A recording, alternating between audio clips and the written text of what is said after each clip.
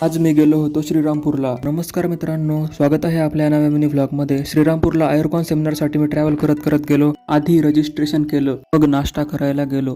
नाश्ता झाल्यानंतर मान्यवरांचा सत्कार करण्यात आला आणि ही धन्वंतरीची मूर्ती बघू शकता आपण, मला खूप आवडली. कार्यक्रमाचे उद्घाटन ही पतंग उडवून करण्यात आलं. मग वेगवेगळे सेमिनार्स झाले. मॅडमचं इन्फर्टिलिटीवरती एक सेमिनार झालं आणि आपण आयुर्वेदाचे रिझल्ट पाहू शकता. घरी जेवणासाठी खूप गर्दी होती. नंबर लावून मित्रांसोबत जेवण केलं.